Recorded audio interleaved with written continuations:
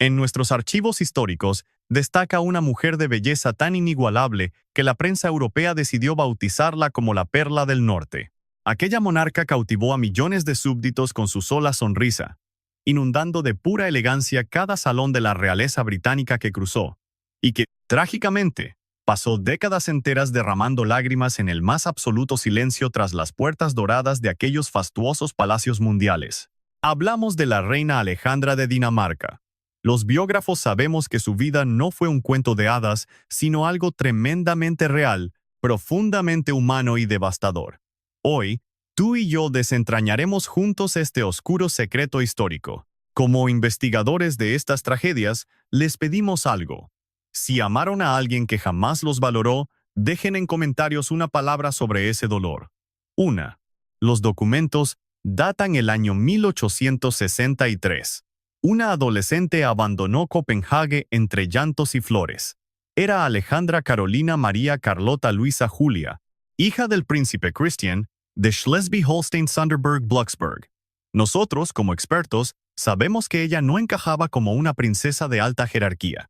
Nuestras fuentes confirman que su humilde familia vivía modestamente en un palacio que solo parecía una enorme casona. Consta que el padre padecía tal escasez económica que sus herederos remendaban personalmente sus propios zapatos. No obstante, al estudiar a Alejandra, hallamos algo que las fortunas no compran ni las coronas pueden garantizar jamás. Poseía un carisma natural, una belleza tan genuina y una profunda empatía que lograba que cada persona en su entorno se sintiera realmente valorada. Fue este innegable magnetismo lo que capturó la mirada de la reina Victoria de Inglaterra, la líder más poderosa del siglo XIX. Las cartas reales revelan que Victoria buscaba una esposa para su hijo mayor, el príncipe Alberto Eduardo, apodado Bertie. Él era el heredero al trono y, según los diarios escritos por su madre, representaba el peor problema de su vida. Como investigadores, vemos a un Bertie guapo, carismático e incapaz de asumir ningún tipo de responsabilidad. En nuestros archivos abundan sus excesos. Amaba las parrandas, los caballos, los habanos de lujo y especialmente muchísimas mujeres. Desde sus primeros años, los cronistas documentaron que la lealtad jamás fue su virtud. La sabia reina Victoria conocía esto, pero necesitaba urgentemente comprometerlo. Para nosotros los historiadores, un futuro rey soltero auguraba un desastre absoluto. Sin embargo, casado con la dama indicada, se convertía en una crisis completamente manejable. Alejandra, armada de esa hermosura deslumbrante y su carácter dócil, encajaba en el perfil perfecto para intentar domar a Bertie, o mínimo para lavar su imagen pública a nivel mundial. Las crónicas señalan que el primer cara a cara ocurrió en la Catedral de Espira, planeado bajo el sigilo del protocolo real, que francamente era una completa ilusión pública. Bertie cayó profundamente hipnotizado. Viendo retratos de la época, tiene sentido. Alejandra era altísima y esbelta, con ojos de un azul sorprendentemente cristalino, y una postura corporal que parecía bailar en perfecta y constante sintonía con cada nota que flotaba en el aire británico. Él confesó por correspondencia que la joven le resultaba verdaderamente fascinante, aunque nuestros textos muestran que Victoria retrasó su permiso formal por meses, pues dudaba enormemente de los frívolos caprichos de su hijo. Nuestras notas marcan el evento matrimonial el 10 de marzo de 1863, celebrándose en la imponente capilla de Windsor. Ella desfiló impecable de blanco, portando un fino velo tejido en Honington, cuyo exhaustivo diseño artesanal tomó meses en terminarse. Como estudiosos del fenómeno social, notamos un gentío desbordado en Londres. El pueblo británico la idolatró al instante, desarrollando por ella una obsesión casi religiosa desde el día 1. El archivo periodístico muestra que la bautizaron como princesa mágica. La gente calcaba sus vestidos, peinados y hasta sus sutiles movimientos, andar que el rigor de la investigación médica hoy explica como secuela de una severa fiebre reumática, pero que sorprendentemente aquella sociedad interpretó como pura elegancia estilizada y corrió a imitarla ciegamente. Mientras Alejandra solo sonreía, Alejandra saludaba desde los balcones, cumpliendo fríamente su rol institucional frente a nuestras cámaras invisibles de la historia. Sin embargo, esa misma velada nupcial, Mientras el cielo estallaba en colores sobre aquel majestuoso castillo inglés, quienes analizaban el perfil tóxico de Bertie contemplaban aquel festejo sintiendo un nudo de profunda lástima y resignación absoluta, porque, y nosotros sabemos bien esto al estudiar biografías, ningún juramento altera a quien se niega a reformarse. Y el seductor príncipe, futuro líder de Inglaterra, jamás contempló la más remota idea de rehabilitarse, lo que ella aún no descubría. Y los investigadores vemos con tristeza es que ahí arrancaba la etapa más agónica de su vida. La joya que brillaba sobre su cráneo no significaba gloria, sino un encadenamiento. Se volvió la carga psicológica más brutal y oculta que una monarca arrastraría. En la psicología de la monarquía, marcamos un límite entre alguien que resbala accidentalmente y aquel que vuelve el engaño su rutina eterna. Evaluando el reinado de Bertie, él dominaba este segundo grupo. Lo impactante para nosotros no era su nivel de libertinaje, sino el descaro sociopático con el que destrozaba el pacto frente a todos. Los folios nupciales ni siquiera terminaban de secarse cuando ya rastreábamos habladurías manchando todos los pasillos políticos londinenses. Los diarios de las sirvientas indican murmullos iniciales, cruces de miradas venenosas entre los nobles bebiendo champán francés, pero en cuestión de meses escalaron a un debate a gritos que, en última instancia, quedaron cristalizados en la hemeroteca europea mediante artículos escandalosos. Textos que el Departamento de Censura británico intentó sepultar inútilmente, batallando tal cual como soplar sobre una pradera ardiendo para detener el fuego. El primer caos mediático que catalogamos surgió rapidísimo. Para 1865, mientras ella lidiaba con la recuperación postparto de su segundo bebé, encontramos evidencias de Bertie despilfarrando en la locura nocturna de París. Mostraba un descaro que dejaría boquiabiertos a los aristócratas más relajados de esa generación. Imagina leer esos expedientes. El futuro rey vinculado amorosamente con múltiples socialites internacionales y actrices de renombre, aristócratas y mujeres de dudosa moral que veían en el heredero británico un compañero de juego generoso y simple. Como especialistas, sabemos que Alexandra estaba enterada. Usted y yo sabemos que sería ingenuo dudarlo. Las cortes europeas del siglo XIX eran ecosistemas cerrados donde los rumores volaban. Los sirvientes siempre hablaban entre ellos. Las damas de compañía murmuraban lo que veían. Llegaban cartas de Europa con detalles que nadie pedía, pero todos devoraban. Los historiadores sabemos que Alexandra no era ingenua, estaba atrapada. Quienes estudiamos la época victoriana entendemos su contexto. Una princesa de Gales en la monarquía británica carecía de las opciones de una mujer común. No podía simplemente empacar y marcharse. Cualquier especialista confirmaría que no podía mostrar su dolor sin desatar crisis diplomáticas, ni enfrentar a su esposo sin que el reclamo fuera un escándalo. Quienes analizamos su perfil, vemos que sus armas eran el silencio, la dignidad y esa sonrisa que construyó como un muro, ladrillo a ladrillo, ocultando su inmenso desgaste. Lo que a los investigadores nos parece fascinante es cómo Bertie justificaba estas traiciones ante sí mismo. Nuestros análisis muestran que no sentía culpa. En la élite de su tiempo, la infidelidad masculina era casi una regla social. Los hombres de su nivel mantenían amantes con la misma frialdad con la que compraban caballos de carreras o pagaban exclusivos clubes privados. En sus mentes, la esposa era para la imagen y para continuar el linaje. Las demás mujeres daban placer. Como historiadores reconocemos lo brutal de este sistema victoriano, un sistema que Bertie jamás tuvo la intención de cuestionar.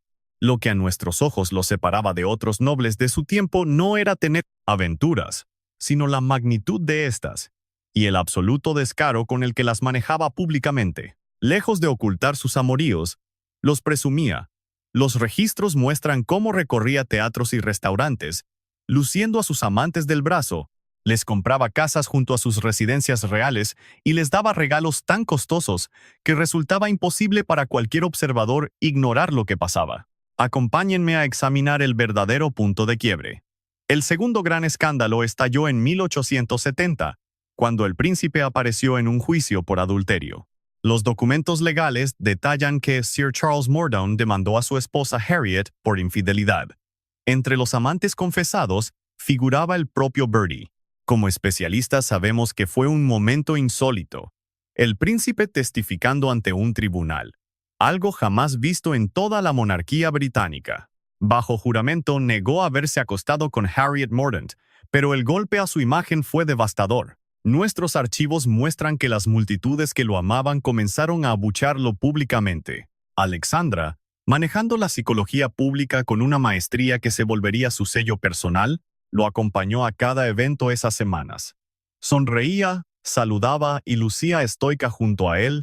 Los biógrafos concluimos que no lo perdonó fácilmente.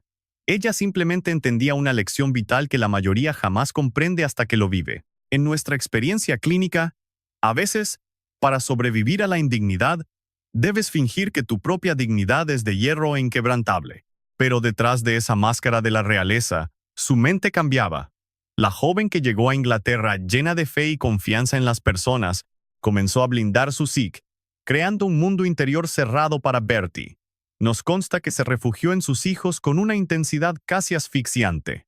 Como analistas, notamos que se rodeó de un círculo íntimo de mujeres, buscando la lealtad que su matrimonio no daba, y comenzó a imponer una profunda barrera emocional hacia su marido. Esto, irónicamente, hizo que el matrimonio de la familia real funcionara mejor públicamente.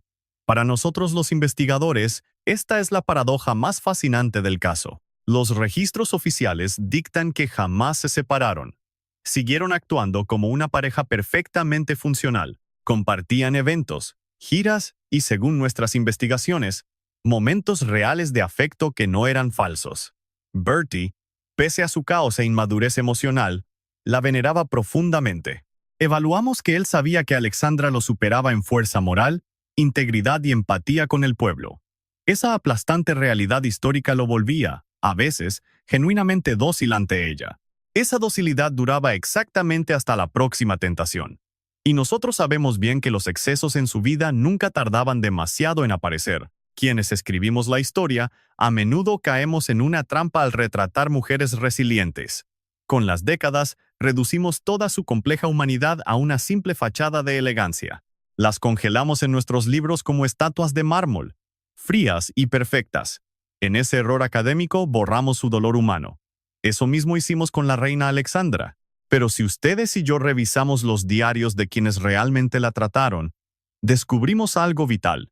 No estamos ante una figura de piedra, sino frente a una mujer desbordante de vida, con un humor afilado y posturas verdaderamente inquebrantables, con traumas profundos y un corazón inmenso que el destino castigó sin piedad.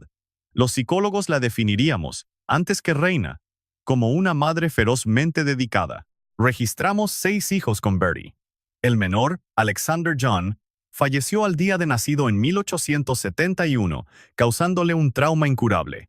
Los 5 sobrevivientes, Alberto Víctor, Jorge, Luisa, Victoria y Maud, crecieron en un hogar que nuestros archivos describen como sumamente amoroso, algo totalmente anormal para la fría élite victoriana. Mientras los demás príncipes eran abandonados con institutrices, notamos que ella rompía las reglas estando presente. Incluso bañaba a sus bebés con sus propias manos. Les leía historias y corría libremente por los jardines de Sandringham.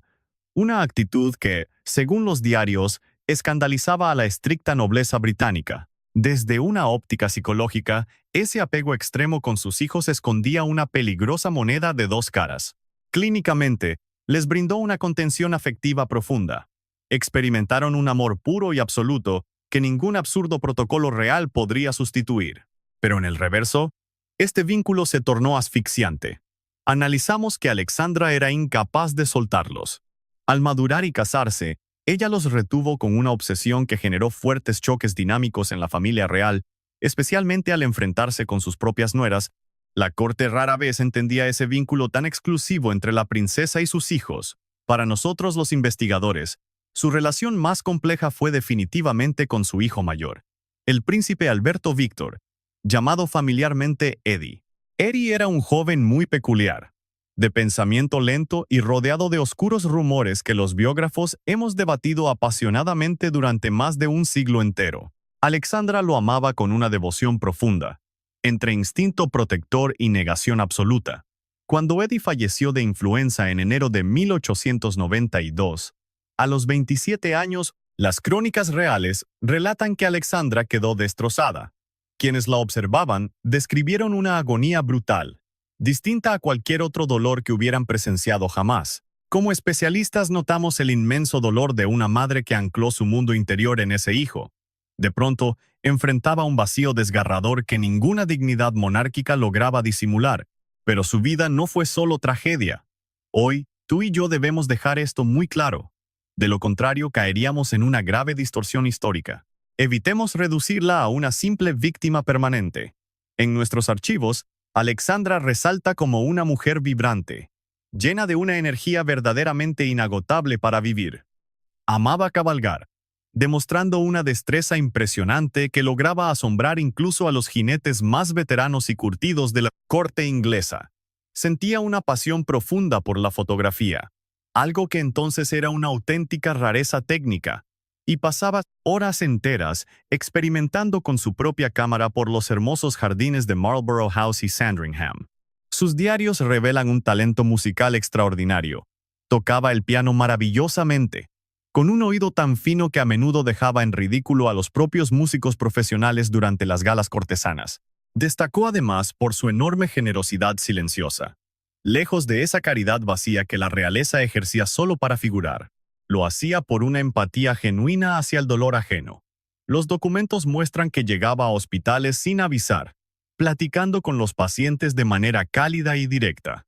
Nosotros valoramos cómo memorizaba los nombres de enfermeras y médicos y cómo tantas veces decidió abrir su propia cartera para costear esos tratamientos vitales y reparar pabellones enteros que el gobierno británico simplemente ignoraba. En los violentos conflictos bélicos que asolaron a Inglaterra durante sus años como figura pública, Alexandra gestionó la asistencia para los soldados heridos y sus familias.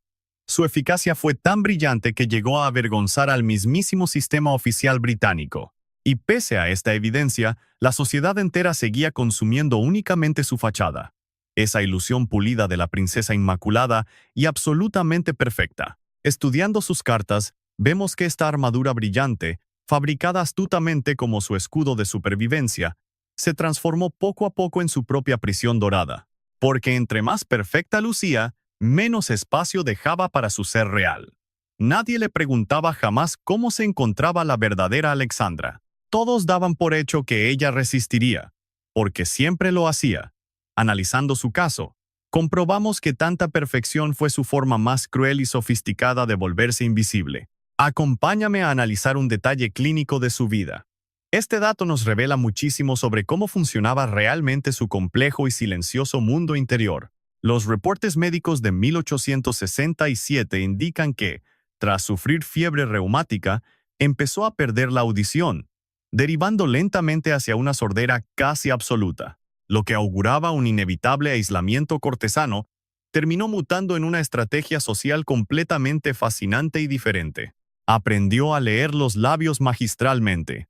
Como historiadores, admiramos cómo manipulaba cada charla, provocando que la alta sociedad no siempre notara su sordera. Afinó tanto su capacidad de observación visual que ministros y nobles salían de sus audiencias jurando haber disfrutado de un intercambio maravillosamente fluido, pero indagando en los archivos, descubrimos un trasfondo más oscuro tras esa sordera.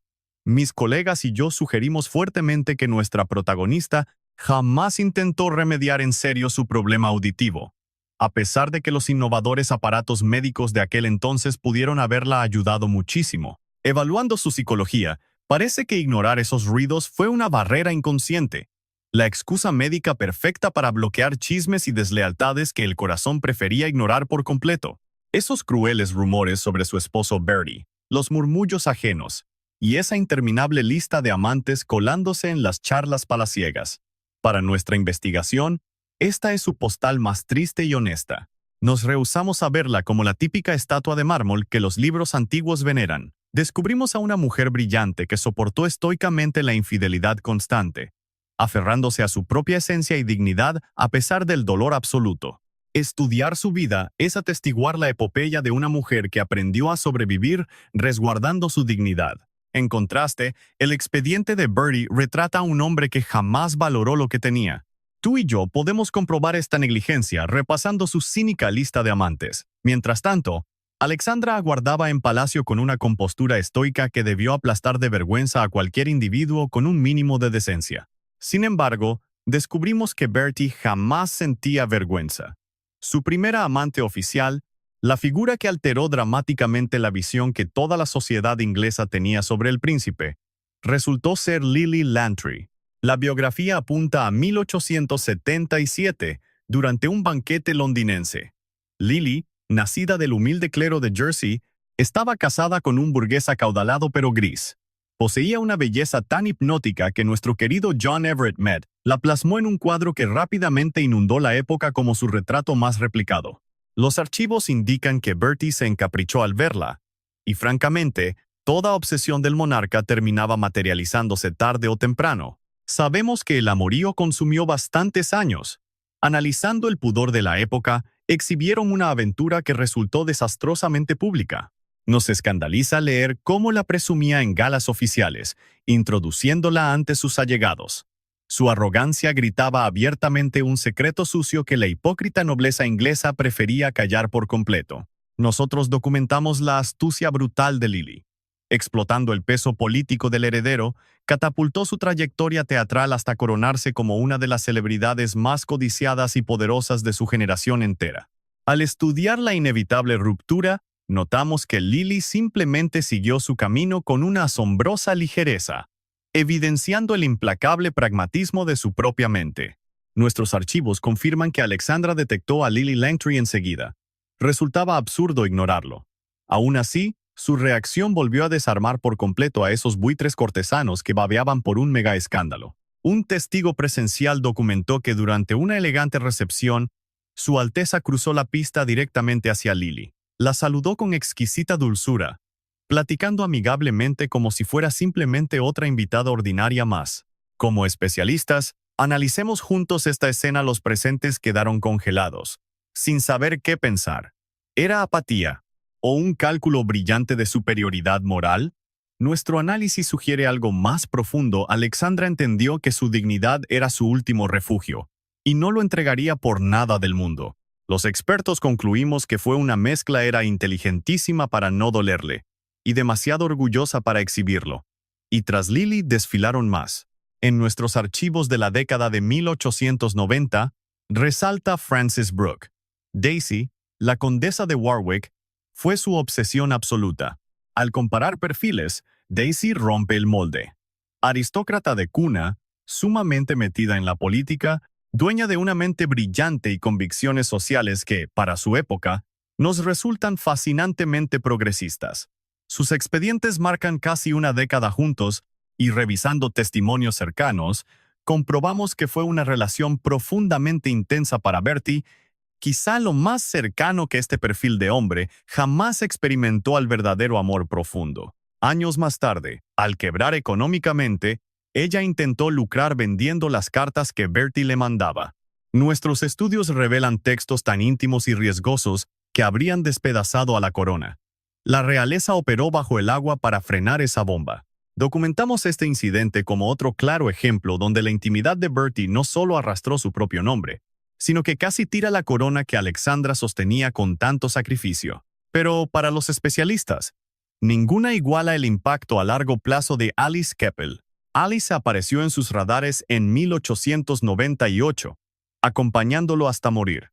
Poseía una inteligencia social apabullante, casada con un militar que toleraba todo con una calma que hoy los psicólogos debatimos. ¿Era algo de admirarse o una total locura?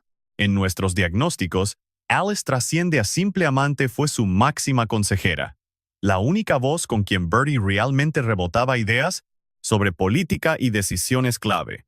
Y aquí, tú y yo vamos a profundizar. Porque el caso supera cualquier chisme barato, descubrimos que lo que Bertie anhelaba en Alice era idéntico a lo que Alexandra siempre estuvo dispuesta a darle, pero que su bloqueo le impedía aceptar lealtad absoluta, charlas profundas y un refugio seguro lejos del pesado protocolo. El diagnóstico clínico es claro. Alexandra representaba la carga de responsabilidades y una intimidad aterradora para él. Alice, en cambio, era puro goce sin factura. Alexandra tenía mapeada a Alice a la perfección. Aún así, su respuesta rompió de nuevo todas las proyecciones de los especialistas. Jamás la trató como rival. Con el tiempo, lograron tejer un pacto no verbal que nosotros, como estudiosos de la corte, seguimos debatiendo hasta hoy. Rechazamos llamarlo amistad o simple aguante. Analizamos un nivel de madurez brutal, mucho más complejo que esos términos, una validación mutua entre mujeres amando al mismo sujeto desde perspectivas totalmente distintas. Ambas decidieron, con una inteligencia emocional impecable, no destruirse mutuamente por culpa suya. Como perfiladores, lo que nos vuela la cabeza de esta lista de amantes no es el inmenso volumen. Lo fascinante es el patrón repetitivo. Al cruzar los datos, notamos que casi todas sus elecciones compartían los mismísimos rasgos que a Alexandra le sobraban, pero que Verdi tenía bloqueado percibir en su esposa. Buscaba figuras con muchísima presencia, mentes brillantes y una resiliencia emocional enorme. Nuestro análisis indica que Verdi buscaba desesperadamente afuera el oro que tenía ciego en casa. Un hecho que Alexandra logró procesar eventualmente. Evaluamos el impacto psicológico de esa epifanía. Darse cuenta de que no la cambiaban por alguien superior, sino que la evadían por su rol de esposa, la figura de autoridad que le impedía fingir. Entender esto no borró su dolor, pero transformó el trauma. Estudiamos cómo Alexandra canalizó ese sufrimiento para no quebrarse. Blindó su mente tras una distancia serena que, con las décadas, se volvió una armadura impenetrable. En psicología documentamos etapas donde el silencio muta de ser una simple táctica a convertirse en el único mecanismo de supervivencia posible. Localizamos el punto de quiebre de Alexandra entre las crisis de 1870 y 1880, cuando el inmenso peso de lo que callaba habría hecho pedazos a mentes menos estables. Sin embargo, los terapeutas sabemos que tragar silencio siempre cobra factura. Y en su expediente clínico, notamos que este costo la consumió por canales invisibles para el ojo público. Definimos la corte victoriana como un monstruo vivo y sumamente tóxico. Sin manuales, todos dominaban sus leyes a la perfección. Nuestra lectura de su cultura arroja una ley suprema. Inquebrantable el teatro público valía muchísimo más que la cruda realidad. A la época le importaba un carajo el trauma tras las recámaras. Solo premiaban la sonrisa montada al salir al balcón. En este diagnóstico, descubrimos que Alexandra era su activo más letal en ese tablero mediático.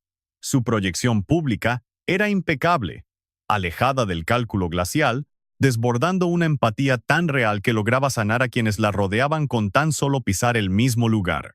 La masa desarrolló un apego hacia ella que ni las infidelidades de Bertie ni el tiempo pudieron destruir jamás. Registramos movilizaciones masivas a su paso, nacidas de un amor puramente genuino.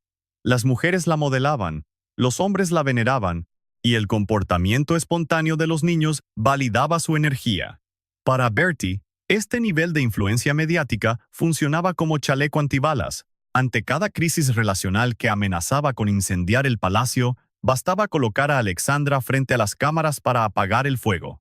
Y aquí, tú y yo cerramos nuestra evaluación. La gente sabía del caos interno, pero al verla, recordaban que la corona aún tenía algo genuinamente noble. Usted y yo examinaremos este mecanismo perverso hoy. Nadie lo diseñó a propósito, pero operaba con brutal eficiencia. En nuestros archivos, vemos que Alexandra era, sin buscarlo, el mayor activo de relaciones públicas del príncipe de Gales. Él lo sabía muy bien, aunque el silencio fuera su respuesta. Al investigar la década, el escándalo de Trancroft en 1890 fue el golpe mediático más devastador para la deteriorada imagen pública de Bertie. Los documentos revelan una noche en la mansión de un magnate. Hubo una partida de baccarat ilegal, y alguien cruzó la línea siendo acusado de hacer trampa en la mesa. El caso estalló en los tribunales. Para nosotros como investigadores, resulta fascinante ver cómo el nombre del príncipe acaparó los titulares europeos, testificando sobre un mundo oscuro que mezclaba el juego clandestino con la altiva aristocracia. Los registros muestran a una reina Victoria enfurecida y un parlamento lleno de tensión. Incluso la prensa, que solía tratar a la realeza con excesiva delicadeza, esta vez afiló sus garras. Y ahí estaba Alexandra, firme junto a Bertie durante cada interrogatorio, manteniendo esa serenidad estoica que tanto admiramos al estudiarla, pero quienes dejaron registro notaron un cambio en esa época. Se percibía una profunda fatiga, un desgaste puramente emocional. Como analistas, vemos ese agotamiento acumulado asomarse en sutilezas. Se notaba en la forma desgarradora en que sus ojos parecían vaciarse y desconectarse por completo a mitad de cualquier charla, en su necesidad casi desesperada de huir hacia el silencio absoluto de los jardines de Sandringham, y en la fuerza con la que buscaba protección emocional junto a sus hijos y su querida hermana Dagmar, quien reinaba como emperatriz rusa tras desposar al zar Alejandro I. Al evaluar sus cartas, descubrimos que Dagmar fue el pilar absoluto que sostuvo el frágil mundo emocional de Alexandra. Ambas crecieron codo a codo, envueltas en la sencillez tan peculiar de aquel palacio amarillo en Copenhague. Compartieron alcoba durante años. Los biógrafos sabemos que tejieron un lazo tan puro que ni los kilómetros ni el inmenso peso de las coronas pudieron jamás quebrar. El volumen de su correspondencia es asombroso para nosotros, sobre todo considerando lo monumental que resultaba enviar cartas entre Inglaterra y Rusia entonces. Y cuando los registros documentan sus escasos pero invaluables reencuentros, reuniones que anhelaban tener más seguido, retomaban aquella calidez infantil en minutos. Quienes dejaron testimonio hablaban de una complicidad conmovedora. Dagmar, registrada en los archivos rusos bajo el nombre de María Fyodorovna, también lidiaba con su propio calvario matrimonial, aunque nuestros análisis muestran que sus circunstancias políticas diferían drásticamente de las de Alexandra. Su conexión trascendía la genética. Ambas compartían la dolorosa lucidez de ser mujeres atrapadas en vitrinas de cristal, poseedoras de una inmensa visibilidad histórica, pero despojadas de cualquier poder real. Nos fascina cómo aprendieron a sobrevivir en maquinarias creadas por y para hombres. Eran figuras centrales de la historia, pero tratadas como simples piezas ornamentales. Vengan conmigo ahora a recorrer los pasillos de Marlborough House, la emblemática residencia del príncipe de Gales. Como investigadores, notamos que la rutina allí era una mezcla insólita, un choque entre el estricto protocolo y el puro caos de Bertie. Los testimonios coinciden. El príncipe deslumbraba como un anfitrión magnético en sociedad, pero en su rol de marido y padre era un fantasma borroso. Aparecía y desaparecía siguiendo impulsos egoístas, que casi nunca se alineaban con las rutinas de su propia familia. Las memorias de sus hijos reflejan un cariño agridulce. Lo adoraban, como se admira a un líder carismático, pero sabiendo bien que jamás podrían depender de él. Al revisar los archivos, vemos que Alexandra sostenía la corona en las sombras, coordinaba agendas, criaba herederos y manejaba sirvientes con una precisión absoluta y silenciosa. Ella operaba sin pedir aplausos, sabiendo perfectamente que la historia suele ignorar a las reinas prudentes. Bertie simplemente consumía la estabilidad que ella forjaba, tal como un monarca da por sentada su riqueza. Como investigadores de esta época, sabemos que el valor de esa paz solo se nota al perderla, y el oxígeno alrededor de Alexandra llevaba décadas siendo tóxico. Al explorar sus motivaciones, descubrimos que no la sostenía ninguna ilusión de redención para Bertie. Si alguna vez albergó esa ingenua esperanza, la había enterrado años atrás. Lo que mantenía su postura firme ante la corte era una esencia más enigmática e indestructible. Era una convicción espiritual profunda, una fortaleza sembrada quizás en la calidez de sus primeros años en Copenhague. Ella sabía que su dignidad y su valor histórico jamás dependerían del trato humillante de su esposo. Entendió algo que nosotros aplaudimos.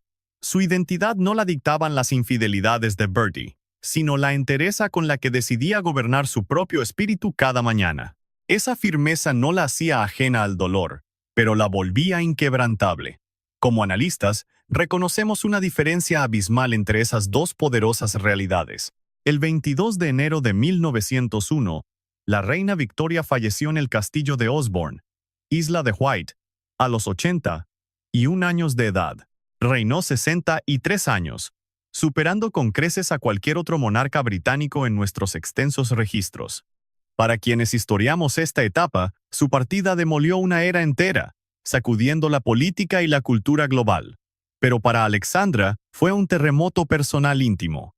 Esa ausencia significaba que Bertie, ese hombre cuyas indiscreciones llenaron nuestros archivos policiales y escandalizaron a toda Europa durante décadas de espera, al fin tomaba la anhelada corona inglesa. Y Alexandra, tras casi 40 años soportando humillaciones con una dignidad forjada en piedra, asimilaba su nuevo destino. Nuestros textos la coronaban, por fin, como la máxima reina consorte inglesa. Debió ser la cúspide de su triunfo. Y en los libros de historia, a veces parece serlo. El ascenso del rey Eduardo VI, como los pergaminos llamarían desde entonces a Bertie, se concretó el 9 de agosto de 1902. Las crónicas relatan una abadía de Westminster desbordante, envuelta en esa fastuosidad incalculable que exigía la monarquía. Nuestros registros muestran que Alexandra cruzó la abadía con una majestad tal que enmudeció por completo a los presentes. Tenía 57 años. La élite aguardaba una víctima marchita por tantas traiciones reales, pero nuestra investigación muestra que se toparon con un faro de resistencia. Descubrieron a una matriarca deslumbrante.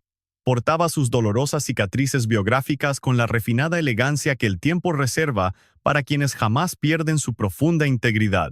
Pero usted y yo sabemos que este triunfo escondía sombras punzantes, como todo en su expediente. Aquella valiosa corona británica simplemente aterrizó demasiado tarde para rescatarla. Sus herederos lideraban ya sus propios destinos.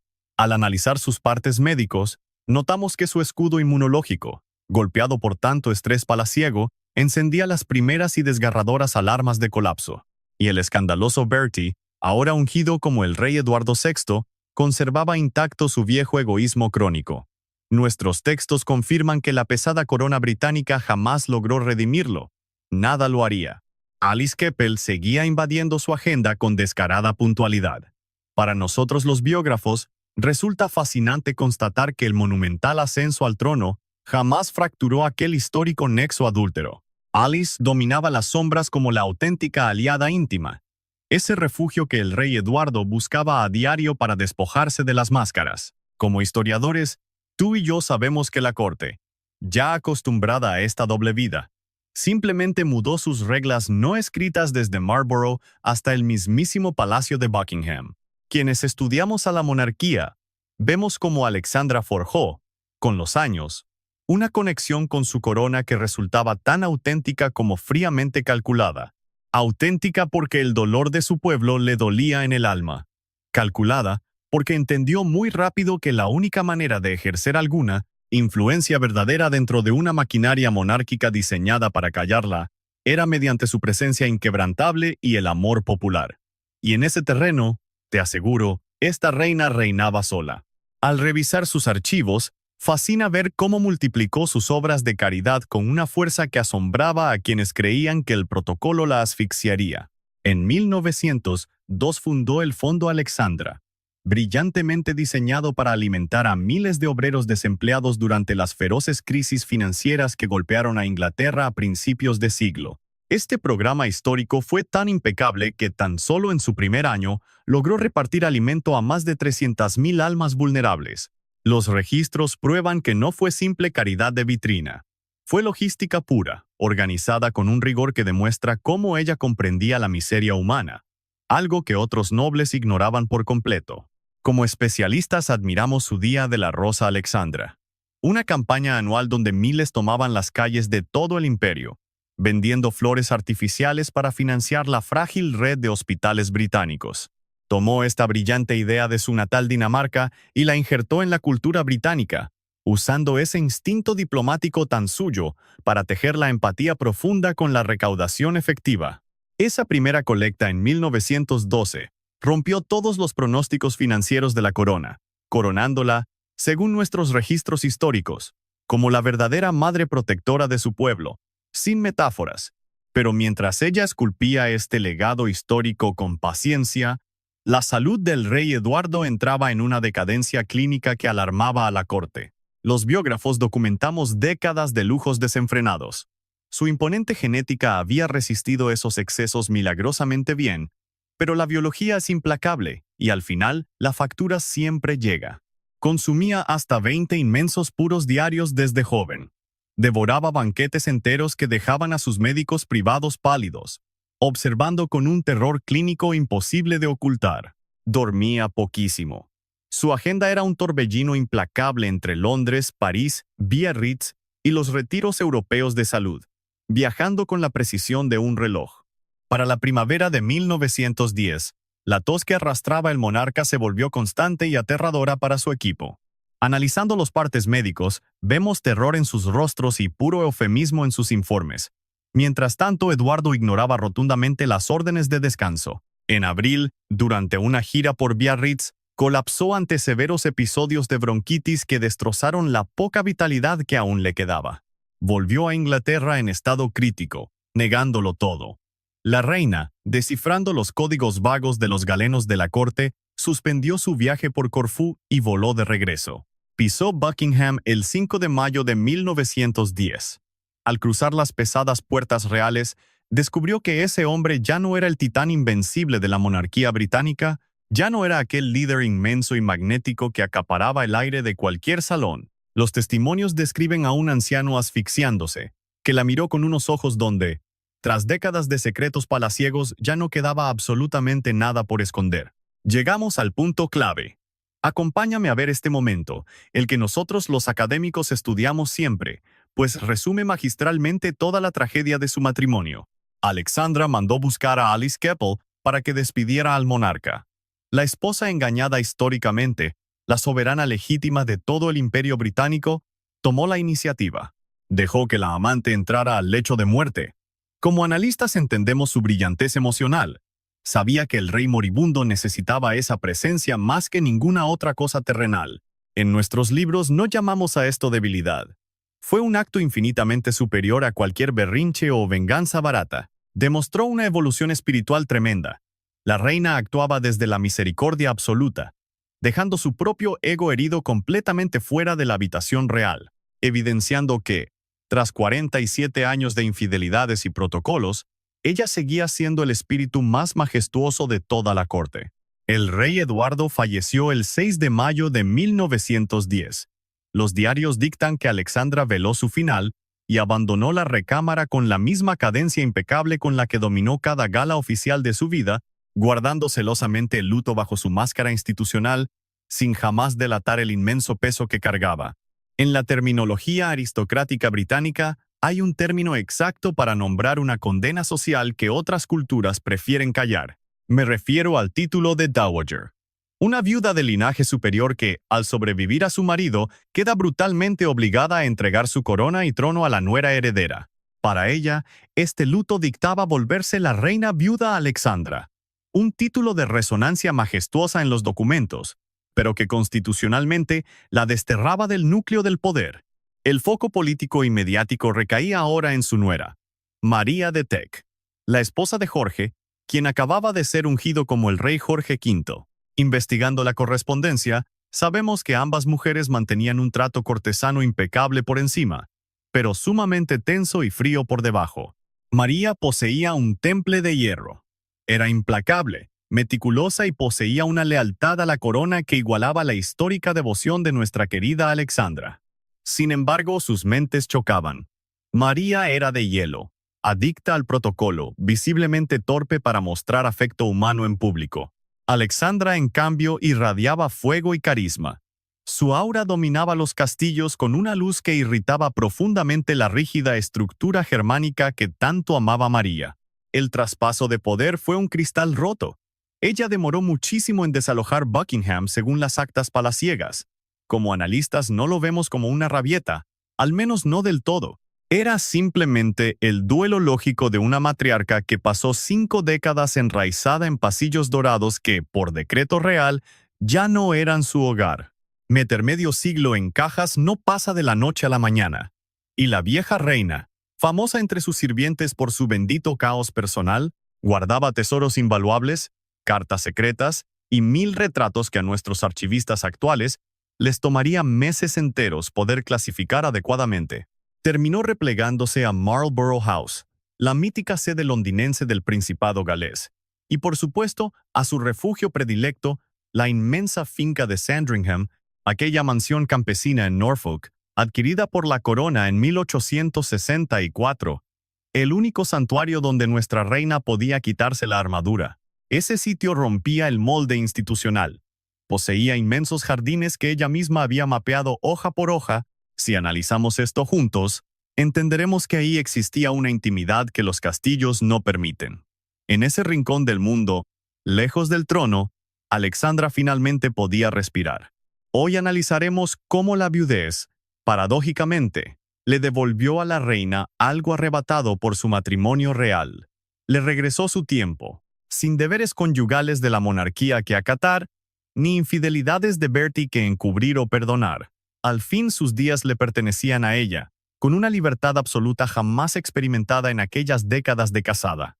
Y Alexandra, dotada con esa maravillosa virtud de gozar lo cotidiano, llenó sus horas libres con sus pasatiempos más amados: capturar fotografías, tocar música, cuidar sus jardines y escribir largas cartas a su hermana Dagmar, cultivando además un círculo de amistades profundas forjado con los años. Sin embargo, la viudez acarreaba un sufrimiento único.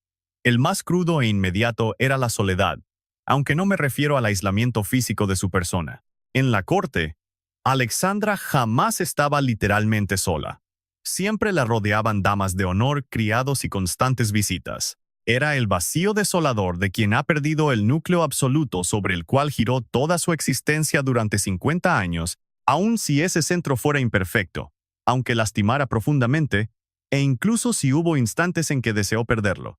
Como investigadores, comprobamos que Eduardo, pese a sus defectos y abandonos, fue la base de su vida adulta. Su muerte dejó un hueco enorme con una forma demasiado precisa. El mundo monárquico que Alexandra dominaba comenzó a transformarse a un ritmo verdaderamente abrumador para cualquier persona criada en su época. El siglo XX traía consigo cambios radicales que superaban por completo la simple geopolítica de Europa. Los ruidosos motores de los automóviles inundaban las calles de Londres con una celeridad hasta entonces impensable. Piensen que, cuando ella pisó Inglaterra en 1863, volar era fantasía. Ahora los aeroplanos cruzaban el cielo, pasando de ser rarezas audaces al motor de una revolución imparable. Los cimientos sociales que sostuvieron la histórica era victoriana crujían ante el peso imparable de nuevas ideologías buscando la equidad, los derechos civiles, el rol femenino y el concepto de nación. Alexandra observaba todo esto cautivada y también profundamente desconcertada. No crean que ella rechazaba el progreso por simple capricho. Durante toda su trayectoria, demostró una inmensa resiliencia para lograr adaptarse. Sin embargo, la vertiginosa rapidez de los avances a inicios del siglo XX desbordaba por completo lo que su rígida generación fue educada para comprender. Su añorada niñez en Copenhague, de pasos lentos y convicciones inquebrantables, parecía encajar en un siglo ajeno, lo cual, para ser sinceros, era la pura realidad histórica. Cuando la Primera Guerra Mundial estalló en agosto de 1914, el impacto para Alexandra fue un desgarro íntimo, devastador y profundamente personal. Entremos al archivo genealógico.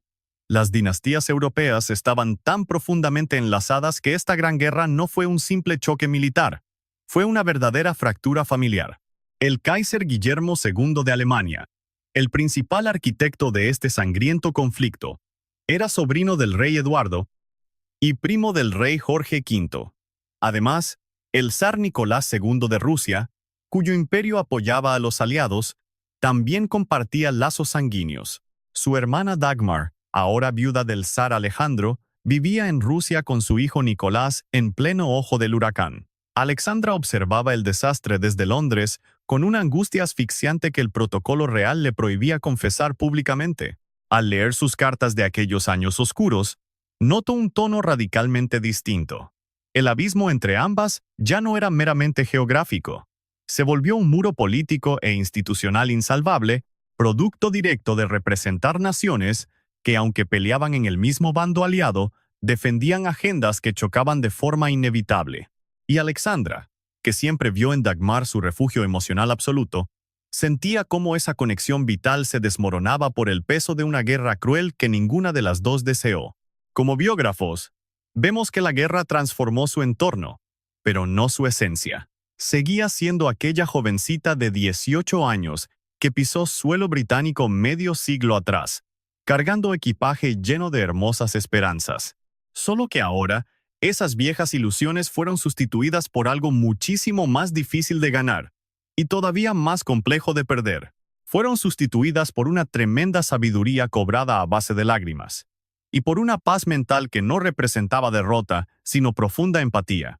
Quienes estudiamos el pasado sabemos que hay eras que no mueren despacio, sino que estallan de forma violenta, como un bloque de hielo destrozado en primavera. Aquella Primera Guerra Mundial partió en dos a la Europa moderna, pero para Alexandra el golpe tuvo una magnitud íntima y aniquiladora que los años venideros solo lograrían empeorar, porque este derramamiento de sangre no se conformó con aplastar aquel sistema imperial bajo el cual creció, masacró sin piedad a sus seres queridos, asestando heridas que ninguna corona ni protocolo lograban suavizar. Su herida más profunda de la época jamás sucedió en las trincheras salpicadas de lodo de Francia, ocurrió en un sombrío sótano de Ekaterimburgo, oculto en los Urales, la lúgubre madrugada del 17 de julio de 1918. Aquella noche, el zar Nicolás II, su esposa Alejandra y sus 5 hijos fueron ejecutados sin piedad por los revolucionarios bolcheviques. Con esa matanza se extinguió también un gran pedazo del alma de nuestra reina viuda. Nicolás era su querido sobrino. Sus nietos, aquellos hijos del zar, eran los chiquillos que ella contempló crecer con ternura en los contados encuentros familiares que las agendas reales autorizaban. Detrás de esta cacería humana se ocultaba una sombra aterradora que la propia Alexandra jamás logró asimilar ni confesar del todo en público. Nos duele pensar que Dagmar, la mismísima emperatriz María Fyodorovna, acababa de perder a su hijo, su nuera y sus amados nietos en cuestión de minutos. Dagmar logró salvarse, porque afortunadamente no pisaba Ekaterimburgo aquella noche. Ella se encontraba en Crimea, sufriendo un arresto domiciliario informal que la guardia bolchevique aún no transformaba en una ejecución inminente. Revisando archivos, vemos que Alexandra operó rápidamente, moviendo sus hilos para evacuar a su hermana. Los trámites diplomáticos resultaron ser un infierno lleno de trabas que en otras circunstancias de la historia hubieran parecido imposibles de superar. Pero en abril de 1919, un buque bélico británico arribó a Crimea, logrando que Dagmar abandonara Rusia de forma definitiva. Alexandra aguardaba firme en el muelle inglés cuando su hermana finalmente bajó del navío rescatista. Tú y yo vamos a analizar este instante. Como investigadores, sabemos que quienes presenciaron ese reencuentro presenciaron el momento más desgarrador que la siempre contenida Alexandra mostró en público durante toda su vida. Sabemos que Dagmar llegó primero a Inglaterra, se quedó cerca de Alexandra, y así, ambas hermanas lograron recuperar esa intimidad profunda que tanto el tiempo como la implacable distancia les arrebataron. En mi investigación queda claro que Dagmar jamás asimiló la caída de su imperio ruso. Estaba sumergida en un luto eterno, llorando cada día por ese mundo que se había desvanecido. Y esa melancolía tan densa volvía a su presencia, aunque invaluable para Alexandra, algo emocionalmente agotador. Un desgaste que la misma Alexandra, cargando ya con sus propios duelos y los años encima, no siempre lograba soportar. Paralelamente, los documentos muestran que la Inglaterra de la posguerra ya no era la que ella recordaba. El conflicto aniquiló a casi 1 millón de británicos y dejó a otros 2 millones con heridas imborrables. Cada hogar cargaba un muerto. Las calles londinenses, que ella antes recorrió repletas de lujos, ahora exhibían un ambiente completamente distinto, mucho más sombrío, exhausto, como si la nación entera hubiera envejecido décadas en tan solo 4 años de trinchera. Esa chispa de la preguerra se sentía ya como una leyenda antigua. Al analizarlo hoy, hasta cuesta trabajo imaginar que alguna vez fue una realidad palpable. Los registros confirman que Alexandra mantuvo su labor altruista hasta donde su frágil salud se lo permitió. Sus rondas por los hospitales se multiplicaron durante el conflicto armado y no se detuvieron al terminar. Solo que ahora recorría pasillos repletos de veteranos destrozados, marcados por traumas que el tiempo jamás lograría curar. Quienes estudiamos su vida, admiramos esto. Caminaba entre las camillas mostrando una empatía pura, sin esa barrera fría que la nobleza solía usar como escudo protector. Tomaba las manos de los soldados y se sentaba a su lado. Les brindaba esa atención absoluta que perfeccionó por décadas, aprendiendo a descifrar el alma humana cuando dejó de escuchar las voces. En mis notas destaco que su sordera, ya casi absoluta, nunca fue un freno.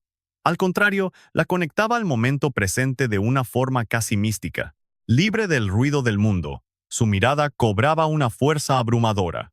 Su tacto era puro y su forma de entregar consuelo resultaba ser brutalmente honesta. Los diarios médicos revelan que esos soldados rotos no siempre reconocían a la figura real. Solo veían a una mujer mayor, muy elegante, regalándoles sonrisas llenas de luz. Pero todos juraban sentir paz tras verla. Clínicamente, fue a partir de 1920 cuando el declive físico de Alexandra se volvió imposible de ocultar. Presta atención aquí conmigo. El peso de las décadas ya no podía esconderse. Su corazón, que los especialistas ya vigilaban con mucha angustia, comenzó a lanzar alertas de fatiga extrema que eran imposibles de ignorar. Aquellas piernas, eternamente lastimadas por la fiebre reumática de 1867, ahora le provocaban un tormento que reducía sus pasos, llenándola de una profunda frustración. Como biógrafos sabemos que ella fue pura energía. Para Alexandra, moverse era sanar. Estar quieta era un encierro que nunca estuvo dispuesta a tolerar. Sentirse atrapada en un cuerpo que ya no le respondía fue, quizás, el único golpe brutal para el que su legendaria paciencia jamás logró encontrar consuelo. Aún así, los testimonios insisten en que, pese al deterioro evidente, ella conservaba un aura magnética. Una verdadera presencia que cautivaba a cualquiera. Y no hablo del poder de la corona. Era un magnetismo inefable. Como si todas esas décadas de amar, de sangrar, de elegir batallas y de resistir tormentas le hubieran inyectado una gravedad especial en el alma. Bastaba con que cruzara una puerta para que el ambiente entero cambiara de inmediato, incluso atrapada en pasos lentos y torpes. Incluso cuando charlar con ella exigía el gran esfuerzo de que leyera tus labios en absoluto silencio. Sí, incluso cuando el tiempo marchitó aquella belleza deslumbrante que había tenido a toda la monarquía europea de rodillas décadas atrás. Las cartas dictan que Dagmar regresó a Dinamarca en 1922, refugiándose en Vidura, el castillo que ambas compraron como escondite. Alexandra viajó para despedirse en 1925. Tenía 80 años ya. Dagmar rondaba los 77. Aquellas jóvenes que dejaron Copenhague buscando coronas que prometían el cielo y terminaron exigiendo hasta la última gota de sangre, ahora descansaban en los jardines, sentadas con esa paz absoluta de quien sabe que ya no tiene absolutamente nada que demostrarle al mundo. Como historiador, frustra no saber qué se dijeron, pero los pocos testigos afirman haber visto un aura serena. No era llanto, pero tampoco era una felicidad barata. Era una calma superior. Esa paz inmensa que solo te abraza cuando logras entender que la historia ocurrió exactamente como debía, aceptando todo el dolor y todos los días de luz. Tú y yo sabemos bien esto. El verdadero legado histórico rara vez se talla en mármol o monumentos. Se calibra en cómo la gente común recuerda a esa figura mucho después de que se apagan las cámaras, en la ternura de la voz, al nombrarla. En esos pequeños gestos que deciden atesorar, ignorando por completo el protocolo oficial. Bajo esa lupa crítica, la huella de Alexandra fue gigantesca. Lo fascinante para mí es que su impacto no nacía del trono, sino de una magia humana profunda, imposible de falsificar. Sus días finales en Sandringham transcurrieron en un silencio muy particular. Era una quietud que honestamente se había ganado a pulso. La velocidad de su rutina bajó de golpe, dictando ella misma el compás suave de sus últimos amaneceres. Y no era derrota. Era una elección clara por lo sencillo, por esas pequeñas cosas que siempre prefirió antes que las coronas. Los inmensos jardines de Sandringham se coronaron como su refugio final. Podía perderse horas ahí si el clima británico cedía, rodeada por sus perros. Esos leales compañeros que nunca la abandonaron en toda su historia, y les mostraba un cariño que, según documentamos en los diarios de sus damas, mezclaba ternura con cierta incredulidad. Analicemos juntos a su hijo, el rey Jorge V, quien la visitaba puntualmente. Su vínculo había sufrido tensiones históricas bastante fuertes. Esto se debía, desde un análisis del protocolo real, a que Alejandra se negaba a soltar a sus hijos como la monarquía exigía.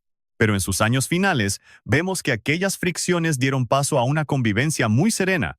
Jorge asumía sus deberes de monarca con un rigor y una seriedad que Alejandra valoraba profundamente, aunque su estilo chocaba tanto con el de Bertie. que a los historiadores nos cuesta creer que fueran padre e hijo. Mientras Bertie mostraba un perfil impulsivo y sin límites, nuestros perfiles psicológicos muestran a Jorge como contenido y metódico. Alejandra hallaba en la firmeza de su hijo aquel refugio emocional que casi nunca pudo experimentar dentro de su propio matrimonio. Los archivos muestran que sus nietos también tejieron esos últimos años.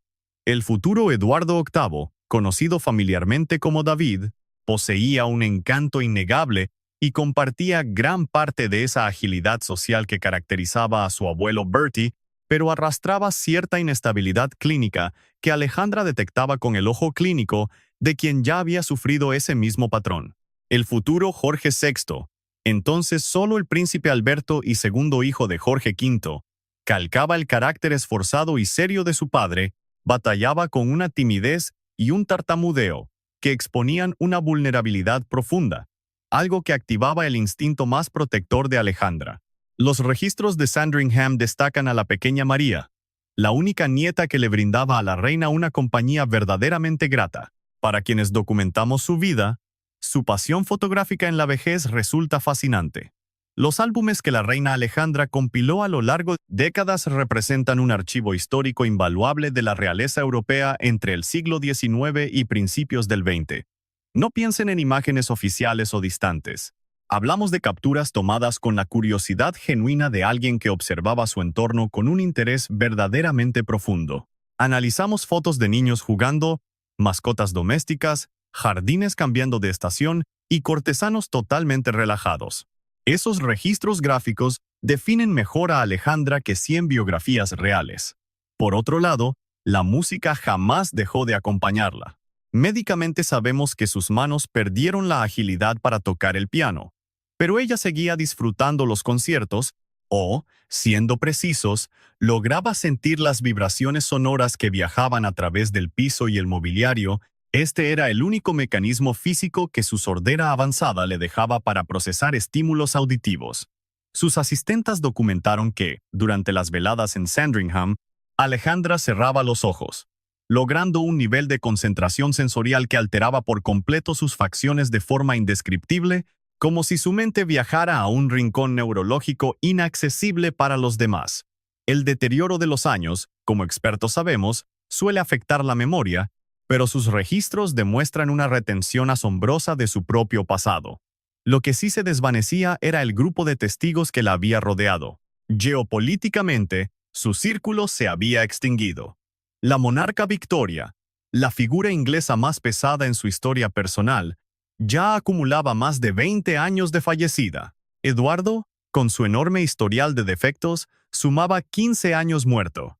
Sobrevivió a varios de sus propios hijos, y la sociedad victoriana que la formó, esa Europa de coronas sólidas y principios aristocráticos que los historiadores creíamos invencibles, quedó destruida por la Primera Guerra y las revoluciones con una violencia que aún nos cuesta diagnosticar.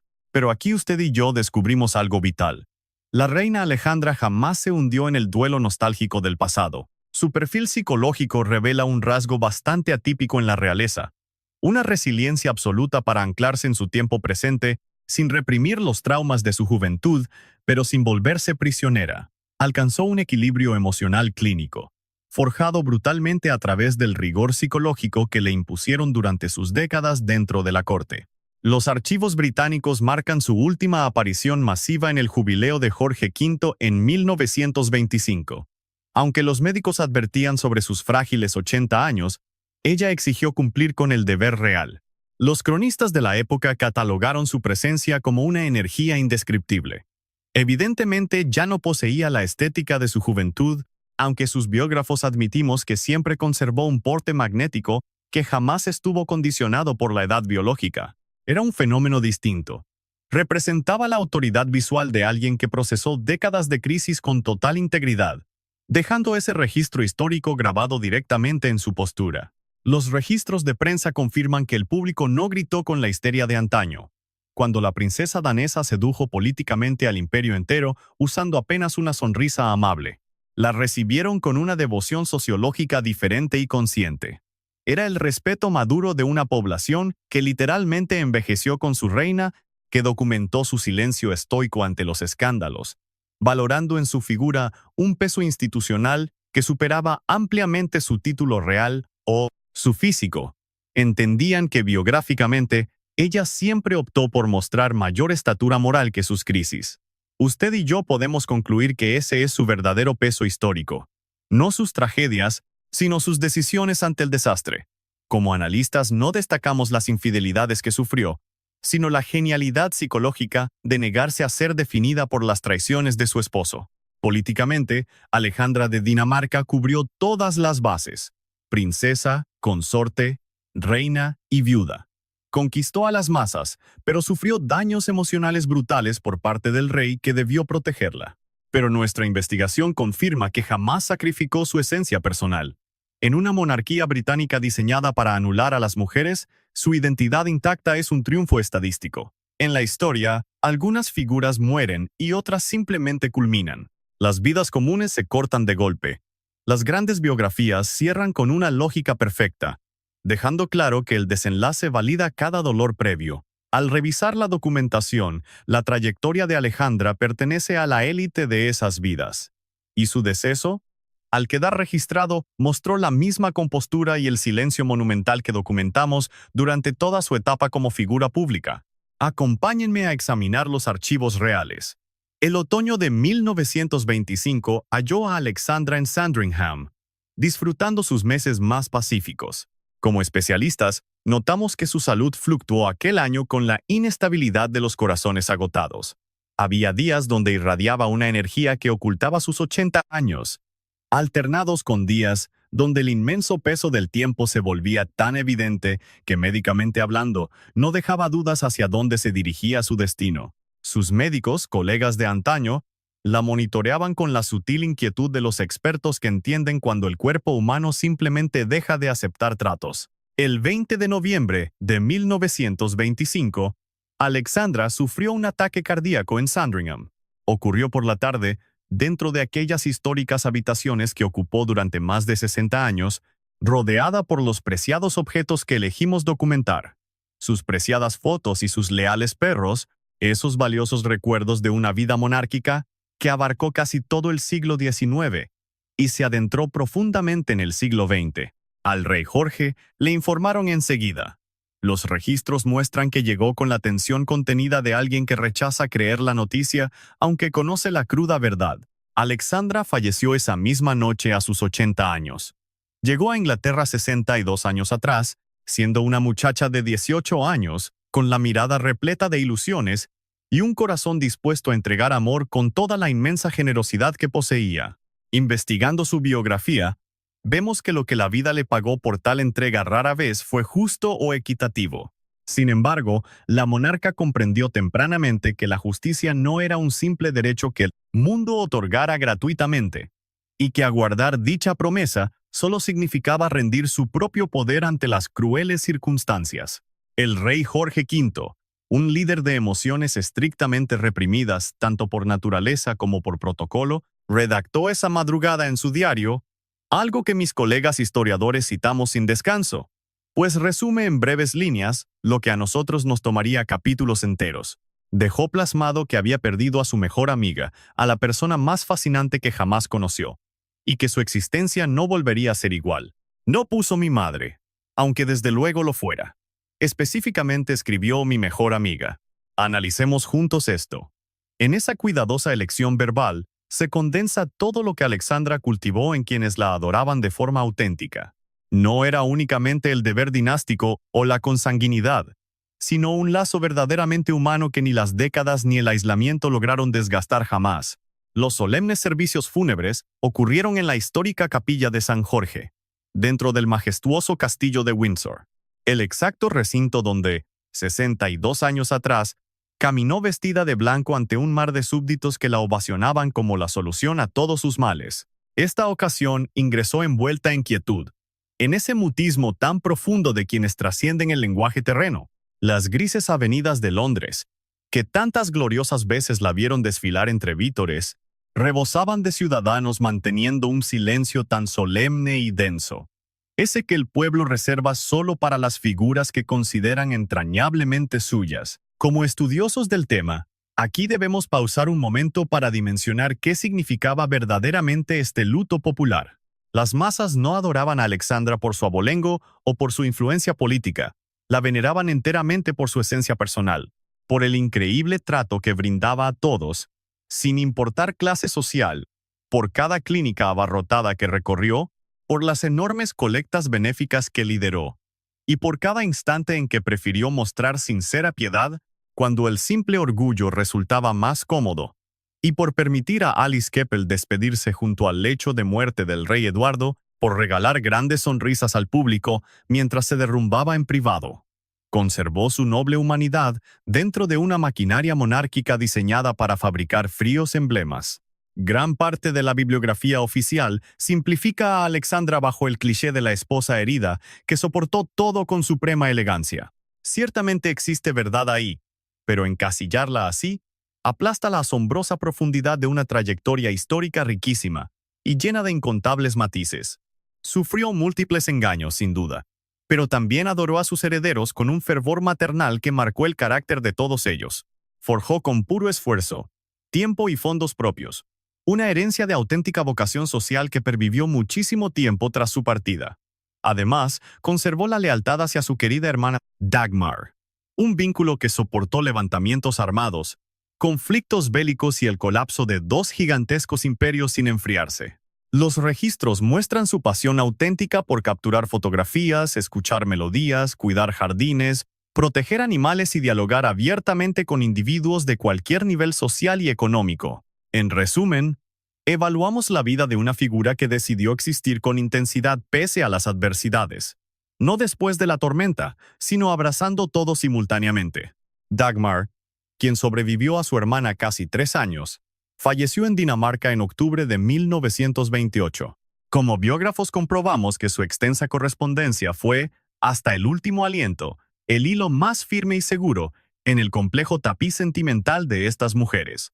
Con la partida de Dagmar, perdimos a la última testigo que convivió con Alexandra mucho antes de que la coronaran como reina o la volvieran mito. La única voz viva que aún recordaba a la chiquilla de Copenhague cosiendo su propio calzado, ignorando por completo todo lo que la realeza terminaría exigiéndole. Pero acompáñenme a esta conclusión final. La sociedad no puede exigirle a alguien más de lo que acepta entregar. Y Alexandra, durante sus impactantes 80 años de biografía documentada, enfrentando prácticamente todo lo que la experiencia humana es capaz de abarcar, aportó infinitamente más de lo requerido, demostrando una nobleza de espíritu muy superior a lo que cualquier nación tenía derecho a reclamar. Como especialistas, sabemos que no fue por ser perfecta, fue porque decidió constantemente ser quien ella deseaba ser, rechazando el molde que su entorno intentaba imponerle.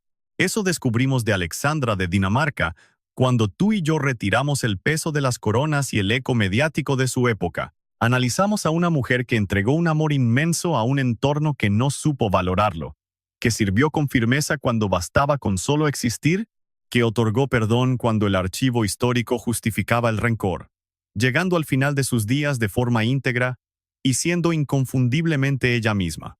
Para nosotros, en un contexto que exige demasiado y devuelve casi nada, este legado histórico no es cualquier cosa, es, francamente, lo único fundamental.